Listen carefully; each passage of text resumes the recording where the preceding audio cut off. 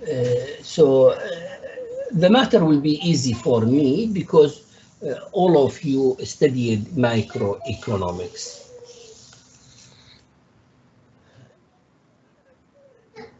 So this is some titles related to introduction to macroeconomics.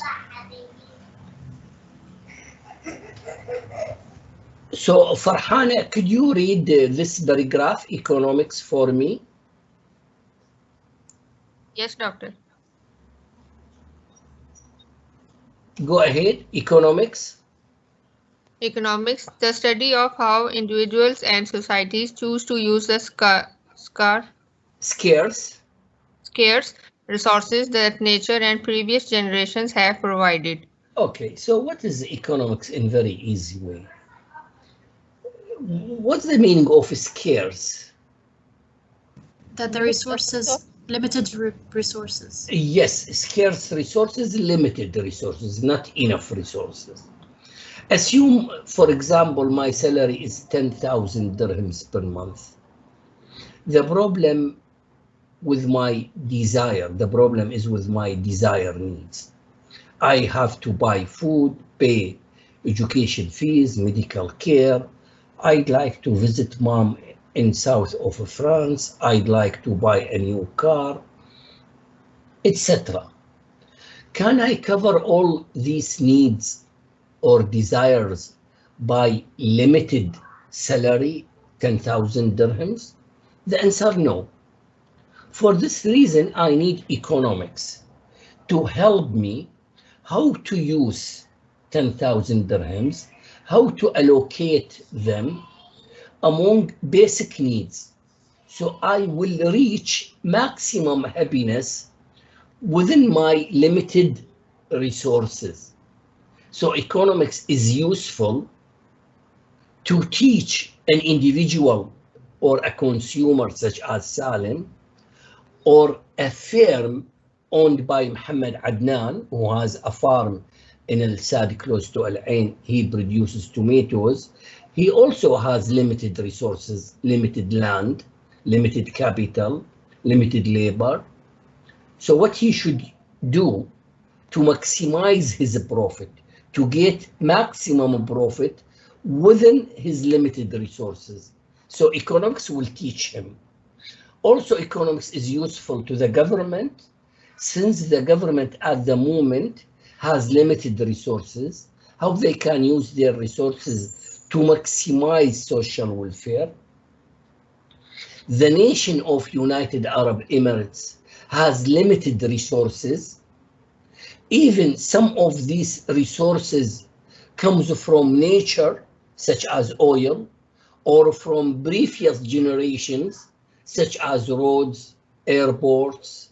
So we built this in previous years. So we use all capital goods and resources to produce goods and services to satisfy our needs. So at the moment we have limited resources, but we have an increasing, changing desire and needs. So for this reason, we need economics.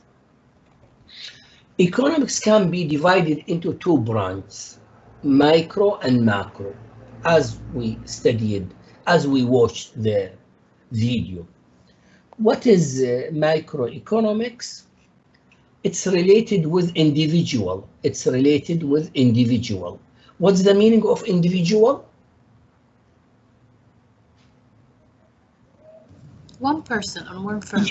Yes, so individual one. So microeconomics related with one product, one firm, one industry. So what's the meaning of industry in the context of microeconomics? A group of producers producing a single product. So we say telecommunication industry, I mean اتصالات and do.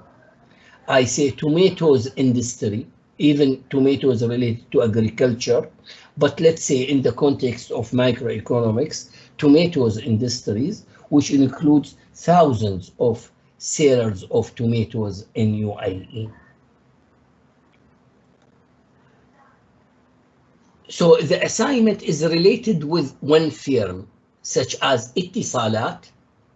There are some questions related to a firm, such as Ittisalat, and other questions related to the industry, such as telecommunication industry, the whole industry. For example, Farhane selected Damas as a company. But there are some other questions related to golden market or golden industry, which includes all sellers of jewelry in the UAE. So golden market and Damas. Damas, one firm performing, operating in golden market. So differentiate between a firm and industry. So this is microeconomics. What is macroeconomics? It's related with aggregate. What's the meaning of aggregate? Multiple. So sum up, sum up, Yes. sum up. Okay. So here in microeconomics, for example, Salim earns 10,000 dirhams in microeconomics. Or golden markets sold 50 million dirhams per year. We are still in microeconomics. But what about macroeconomics? We deal with aggregates, aggregate income, income earned by all people in a country within a year. So again, aggregate income means income earned by all people in a country within a year. What's the meaning of overall level of prices, which is an index, reflects the prices of different goods and services produced in a country. The change in overall prices will give me inflation rate. So this is the difference. You already studied microeconomics. Our course now is macroeconomics, related with the whole economy of UAE. And I think you realize macroeconomics is close to politics. Why? Because we deal with economic problems. So if there is inflation, unemployment, recession, so all these problems attacks the whole country, not one person or one product or one industry, the whole our economic life. So it is related to politics. For this reason, macroeconomics is interesting, but for me it is more difficult than microeconomics. But I'm going to introduce the basic concepts of macroeconomics, so hopefully it will be easy. So we need to introduce some terms in the beginning here. So let's go to Maryam. Maryam, could you read this term for me? Yes. Hello? Yes, go ahead, Maryam. Okay. Aggregate behavior, the behavior of all households and firms together. Okay. So to understand aggregate behavior, just I explained what's the meaning of aggregate income. Income earned by all people in a country within a year. Let's say 500 billion dirhams. When I say aggregate behavior, I follow the changes in aggregate income over time, the increase or decrease, which factors affecting aggregate income. So this is the meaning of, in macroeconomics, we study the behavior of aggregate variables, such as aggregate income. Also, we notice there is something called sticky prices. What's the meaning of a sticker? A sticker, something cannot remove easily. It can be removed, but it cannot removed easily.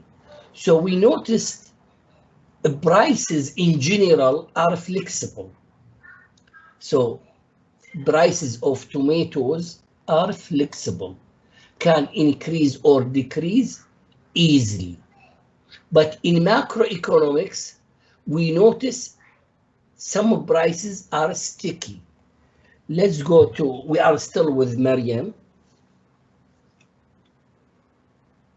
Yes, doctor. Go ahead, Maryam. Okay.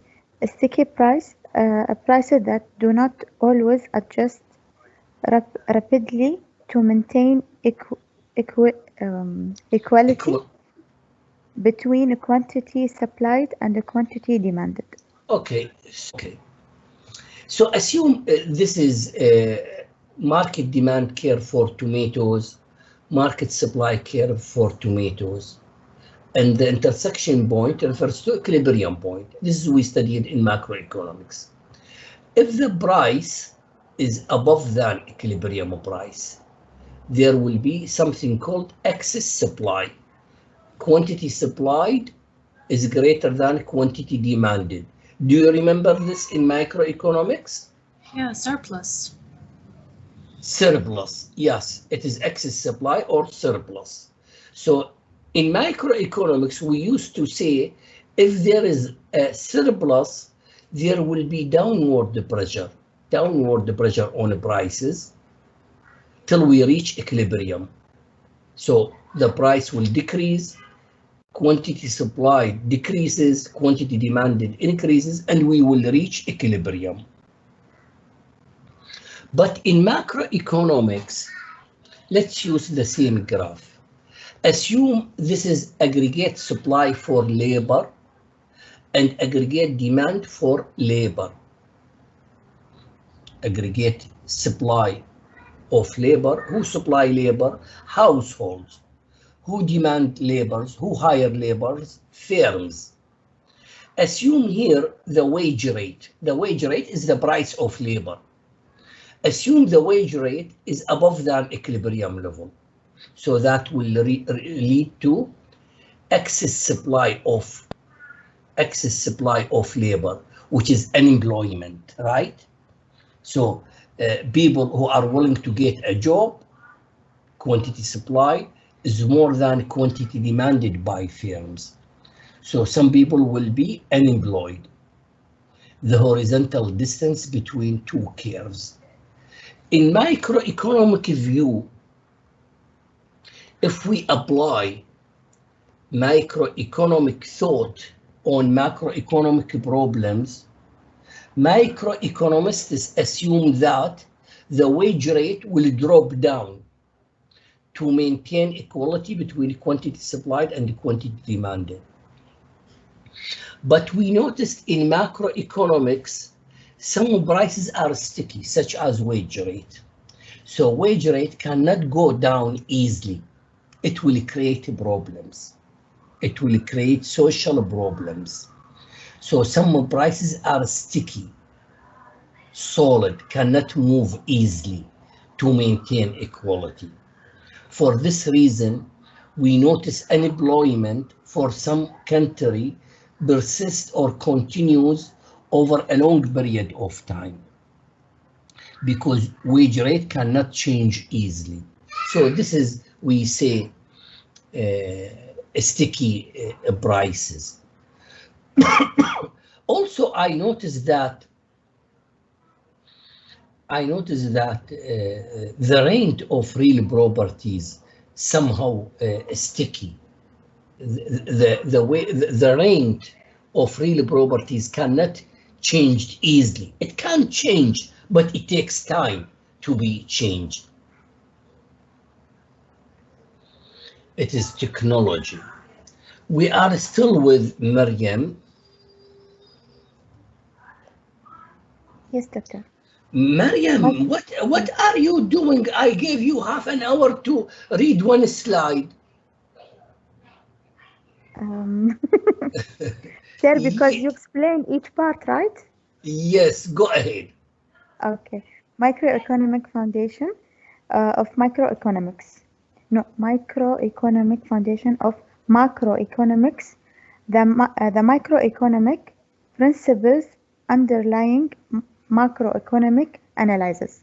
Okay, so what we understand from here, microeconomic tools, microeconomic concepts, such as demand and supply model, can help macroeconomic analysis. So what I did just now, I used demand and supply model, which I learned from microeconomics, to explain something related to macroeconomics, which is labor market in the whole country. So microeconomics is useful to enhance macroeconomic analysis, but is important. But microeconomic tools are not enough to explain macroeconomic problems. For this reason, we need additional tools to help us understand macroeconomics. It seems to be microeconomists failed to explain macroeconomic problems. So again, microeconomists or classical economics failed to explain macroeconomic problems, as we will see later. And that gives an incentive to develop a new theory called macroeconomics. Okay, now the history, the background of macroeconomics. We will start with this event, which is called Great Depression. What's the meaning of Great Depression in Arabic? الاكتئاب العظيم إذا بدنا نترجمها حرفي. أو الاكتئاب الحاد. No. So Great Depression, الكساد العظيم. So just this is the translation into Arabic. So Great Depression, الكساد العظيم. Okay, let me go to Raja. Raja, are you with me? Yes, doctor. Could you help me? Great Depression. So I will give Raja, I will give you 5 marks for reading this paragraph. Okay, doctor. Is it fine? Yeah, it's okay.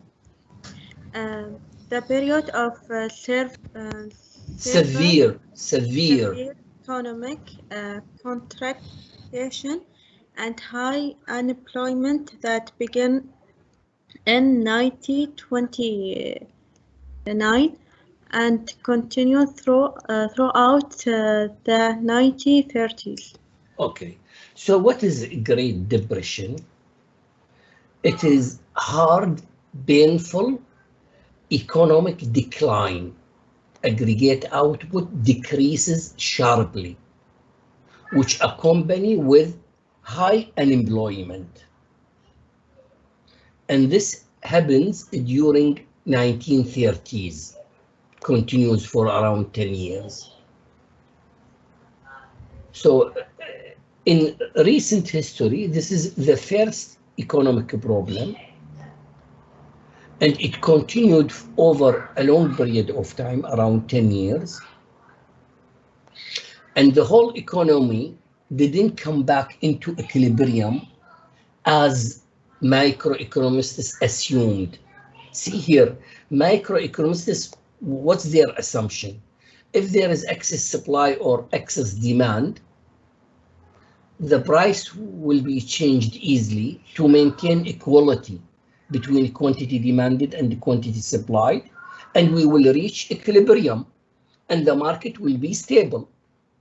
But this didn't happen during Great Depression.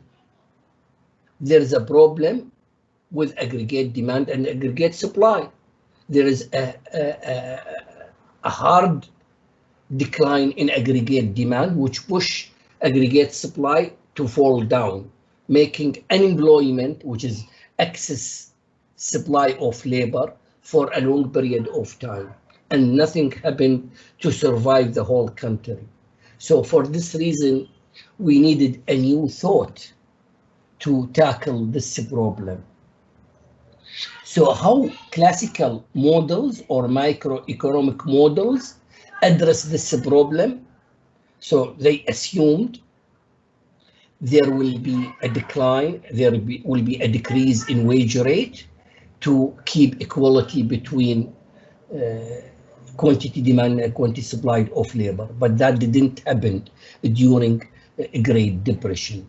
So that give an incentive to develop a new theory called macroeconomics.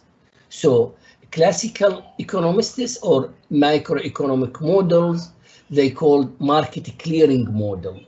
They apply market clearing model such as tomatoes model on economy-wide problems such as unemployment in labor market in the whole country.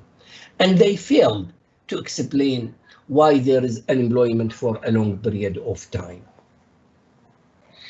So John Maynard Keynes is the father of macroeconomics. John Maynard Keynes is the father of macroeconomics, and we still teaching using the principles introduced by this great economist called John Maynard Keynes. So let's go back to Raja, the Keynesian Revolution. So Keynesian come from Keynes. We say shortly Keynes or Keynesian, Keynes thought or Keynesian theory. Raja. Yes, Doctor. Go ahead. In 1936, John Maynard Keynes published the General Theory of Employment, Interest, and Money. Much of macroeconomics has root in Keynesian's work. According to Keynes, it is not the price and wages that determine the level of employment, as a classical model had suggested, but instead the level of aggregate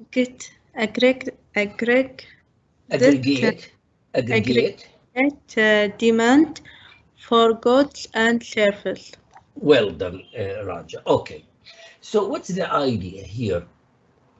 So we didn't see during the Great Depression a decrease in the wage rate to solve the problem of unemployment or excess supply of labor, to maintain equality between quantity demand and quantity supply of labor.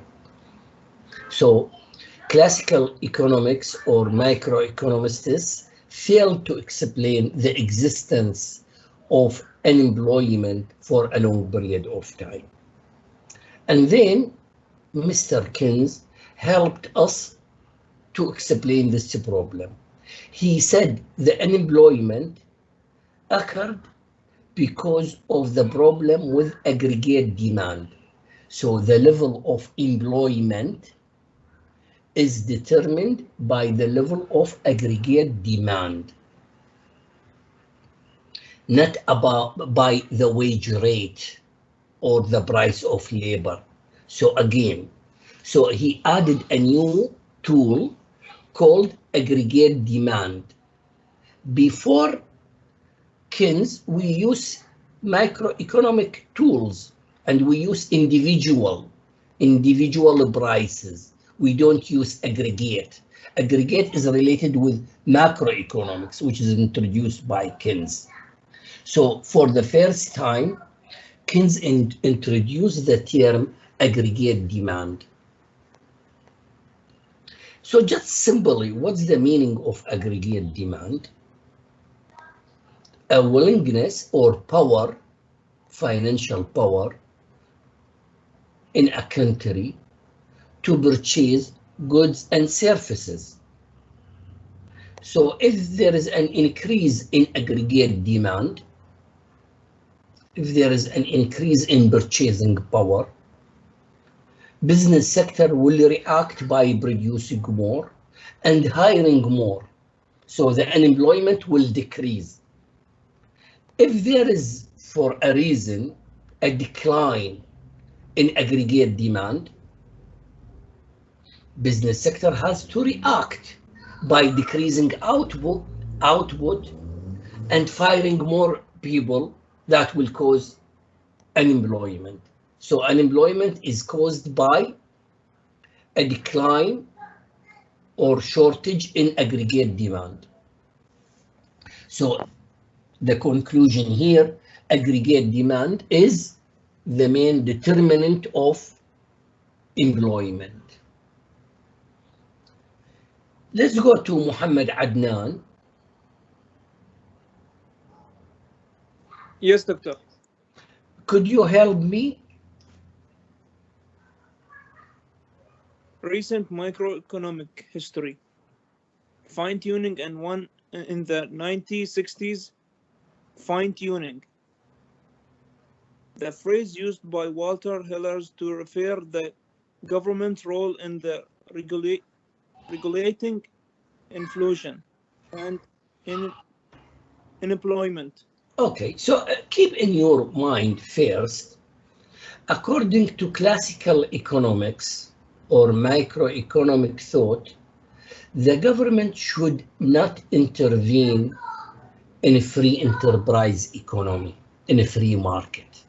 They should leave it to infeasible hand or to demand and supply powers to determine prices.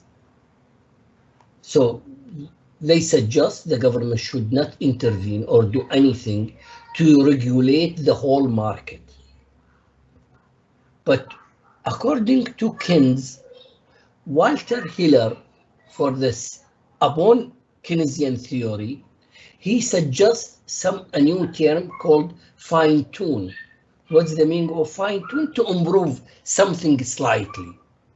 So according to Walter Hiller, the government should intervene to modify slightly the level of inflation and unemployment, to decrease inflation and decrease unemployment, not by controlling the whole economy, because we are still in free enterprise economy. See here the example, United Arab Emirates. Our economic system is called free enterprise economy. Customers and investors are free to spend their money in the way they believe it will maximize their benefit. This is free enterprise economy.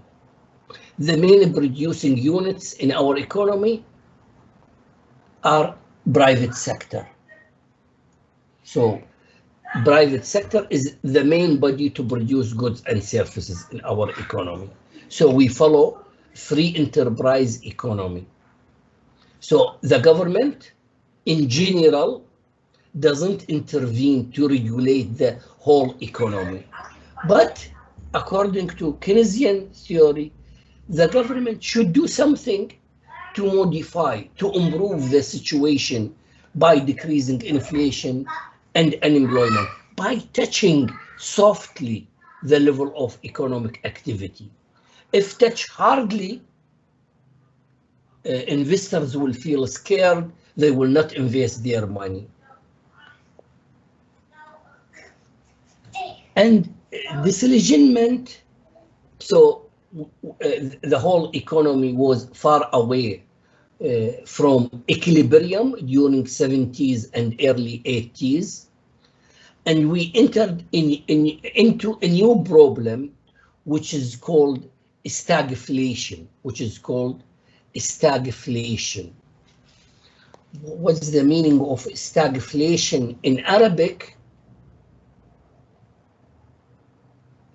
الانكماش التضخمي. No. Don't use depression. So stagflation الانكماش التضخمي.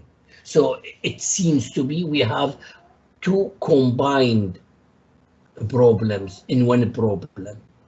Inflation, which is an increase in overall level of prices, and the stagnation or recession, which is a decline in aggregate output, which causes unemployment. So this term is called stagflation. How it comes? I need to use the demand and supply curve. So I need to use a demand and supply curve. So see here, if you remember, in 1973, there was a war between Israel and Arab world, which led OPEC to increase the price of crude oil sharply. So the production cost in America and Europe increased. As the production cost increases, supply will decrease. Aggregate supply will decrease. Let's draw a line. So this is aggregate supply shifted to the left. Why aggregate supply decreases? Because there is an increase in production cost due to the increase in crude oil. Compare between initial equilibrium point and the new equilibrium point, between a new supply curve and the original demand curve.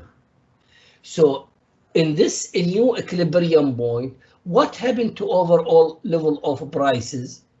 Overall level of prices increases, which is called inflation, accompanied with a decrease in aggregate output. Aggregate output also decreases.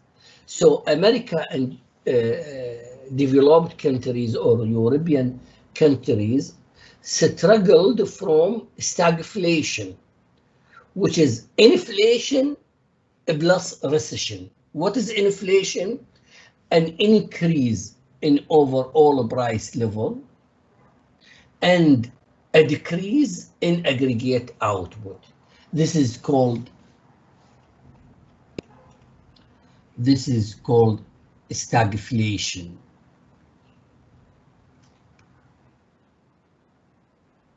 Okay. And then what happened? And then the whole economy in general started to recover. What's the meaning of recovery? Moving from disequilibrium into equilibrium. Maybe it takes some years, sometimes. And then we enjoy equilibrium. When we say equilibrium, that means aggregate demand equals aggregate supply. There will be stability. But macroeconomists are still in flux, are still in disagreement. So keep in your mind the theory of macroeconomics is still developing. It's not totally built. For this reason, we don't have a good medicine, one medicine, to solve our economic problems. Sometimes we get economic problems, but we don't know how to solve it. So if we have unemployment, I can suggest some solutions to eliminate unemployment, but unfortunately there will be negative impacts on other areas. So if I'm trying to solve the problem of unemployment, it may cause an increase in overall level of prices or it may cause inflation. For this reason, I say, I feel sometimes teaching macroeconomics is more difficult than microeconomics. Why? Because microeconomic theory is built, is accurate, is clear, not as macroeconomics. Even my specialization is macroeconomics. So I love macro more than micro.